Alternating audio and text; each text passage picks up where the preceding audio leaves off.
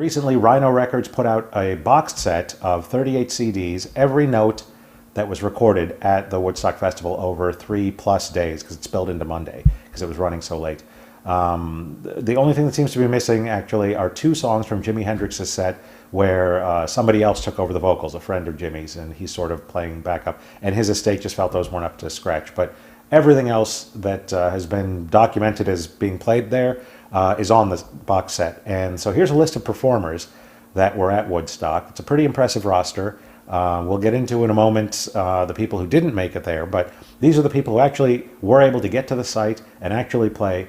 And now the ones who are here in white are the ones who are actually on the 2 sets of LPs that were released in the early 70s, because the Rhino box set, you're not going to get a copy. It was $800. It sold out almost immediately, and they only made 1,969 copies. So might be better off in your case if you wanted to get. There's been other box sets that collect some of the music, but I find that the 2 original vinyl box sets are actually, they're not box sets, but sets, are actually pretty much the best way to get the highlights of it, along with the film. The film has some performances that aren't on the albums for various reasons. So the first set was released in 1970. When they were compiling these albums, it must have been a Herculean task, but they picked excellently, because if you look at who was on the first 3-disc set and really their performances, it is a mind-blowing group. You've got Canned Heat, Going Up the Country. It's like, even if you don't like Canned Heat, the fact that that song and that performance is part of this, it makes it enjoyable in this context. Same with Sha Na Na, At the Hop. You've got Arlo Guthrie, Country Joe McDonald, I Feel Like I'm Fixing to Die, Rag, Crosby, Stills and Nash, and Young at times. Who knows? Nobody knows what's going on with them. And apparently their performances were actually from a concert they gave a month later, and then they sent the tapes in.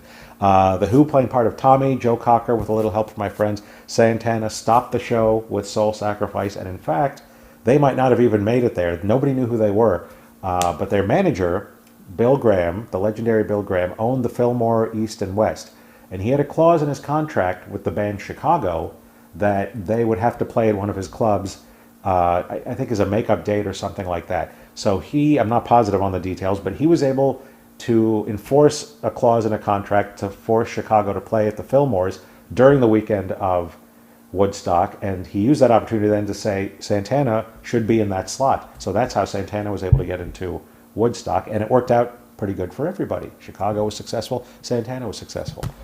10 years after, I'm Going Home. That's another one. They used to play that on FM rock radio because it's nice and long back in the day. The Jefferson Airplane, Volunteers, they call it morning maniac music. And even if you don't like Jefferson Airplane again, people seem to like that performance in this context. Jimi Hendrix, of course, he closes things with the Star Spangled Banner. Before that, you've got Sly and the Family Stone with their performance in the middle of the night where the crowd was going crazy with Dance to the Music and Music Lover and the whole medley. And if you see that in the film, you'll notice, and there in many spots, there's sort of a split screen effect or a trifold screen effect. And that was accomplished by a young guy editing the Woodstock documentary film named Martin Scorsese. So things turned out okay for him too. There are a few performances in the film, as I mentioned, that aren't on this album, such as Blood, Sweat and Tears. And the way that it's been related, sort of the cryptic legend that sprung up, is that Blood, Sweat and Tears, Janis Joplin, and the band all had the same manager, and he insisted that all 3 or none of them would be on the album. And he actually was doing this as a ploy because he did not want the band on the album because they weren't satisfied with their performance. They actually lived right down the road in actual Woodstock, not in Bethel, nearby where the festival took place, and they weren't happy, so their manager was able to do that to keep them off the album. But Blood, Sweat and Tears was actually in the film, because for whatever reason, the people making the album said they didn't want Blood, Sweat and Tears, so they didn't get Janis or the band. You can find the band set, though, pretty easy. Not just that new box set, but it's been out there for a long time. Janis Joplin and Jimi Hendrix, their entire sets have been released over the years, so those are pretty easy to find. The Grateful Dead consider their set to be one of the worst concerts they've ever given, but it's out there for people to find and decide how they feel about it. If you don't feel like going to that trouble, their 1969 live album Live Dead, it's a double album, is phenomenal. You might want to just get that and call it a day. And Ravi Shankar, his live set from the concert for Bangladesh, almost exactly 2 years later, is probably a good representation of his sound at the time if you can't find the actual Woodstock set that he had done. I believe Jefferson Airplane's set is also out there, and maybe even Creedence Clearwater Revival, who also felt they played poorly, but I've heard their set, and it's quite good, even though the audience is almost literally asleep because of the hour that they're playing at.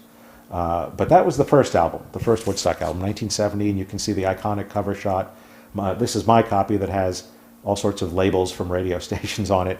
But this iconic photo, they found the couple that did this, and I believe they're married, or they were when this was done in 1994 for the 25th, and they recreated the shot for them. I think you can probably find that online. But that's such a well-known cover shot. Inside are amazing photos from the weekend showing you what it was like. And a lot of these are sort of represented in the film as well. And so it's a really nice package. It went to #1 in the charts, and that's the one everyone remembers. After that, a year after, came Woodstock 2. And I don't know what they were thinking with this cover photo. I mean, the color is more vibrant, sure, but I don't know why they would do this. So inside, the photos are also almost the opposite of Woodstock 1, where they're showing the debris and the decay. It's almost as if they're saying the first set was still hopeful, the spirit of the 60s, and the second one is just saying, we've given up, things are bad, and they're only going to get worse. I don't know why. Not a very attractive package. It didn't do nearly as well as the first one commercially, but that's what we've got. However, the music on here is still pretty good. Side 1 is all Jimi Hendrix. Side 2 has more of Jefferson Airplane, and these performances, again, aren't too bad. There's a good chunk of Crosby, Stills, Nash, and Young, who are really almost overrepresented on both albums, considering how much other great music there was at the festival. Canned Heat does Woodstock Boogie. There's a lot of Mountain, two songs from them. And then it closes with something that I wish they'd actually included on the first one, which would have made it just perfect, which was Let the Sun Shine In. The audience is chanting that during a rainstorm. So it's not terrible. It's not nearly as iconic or well put together as the first volume, but it's pretty easy to find, as is Volume 1. And you could get them both and sort of make a mini Woodstock concert at home. But as mentioned, there are a lot of acts that you won't be getting that were at the festival, but for whatever reason didn't make it onto the albums. Then there's the whole question of acts who were invited, supposedly, and turned it down or couldn't make it over there. I find Roy Rogers interesting. I guess they would have had him sing Happy Trails at the end of the festival, which would have been great in theory, but the festival didn't end on Sunday night. It ended well into Monday morning, and everyone was exhausted, and I'm sure Roy Rogers would not have been thrilled with that. Joni Mitchell, I guess, missed it because specifically her manager said, you were booked for a major talk show next week, which was the Dick Cavett show. I don't want you getting stuck over there in the traffic and the mud. I want you to be able to appear there. So she did. And you can find the whole episode of the Dick Cavett show that she appears on. And also they've got members of Jefferson Airplane, Crosby, Stills, Nash and Young. And it's like basically a sort of miniature Woodstock reunion a few days later. And it's got a big crowd. It's a really, really interesting show. It's been re-released on DVD as well. Tommy James and the Shondells, they were well known in AM radio. They weren't really album rockers, obviously, like a lot of these groups that have been named are what would have been FM acts. Tommy James, though, I guess his manager said to him, there's some pig farmer that wants you to come up and play in a field for him. And since it was put to him that way, he said, no thanks. And then later, of course, he realized what he had missed. The lore around the invites or lack of invites for Bob Dylan and the Beatles has always been out there. No one's quite sure. Apparently the Beatles invite might have been tied to their protege. They said, we'll come if you bring in our protege, a young guy named James Taylor. But he was having some personal issues and he wasn't able to make it. This is how it's been related to me.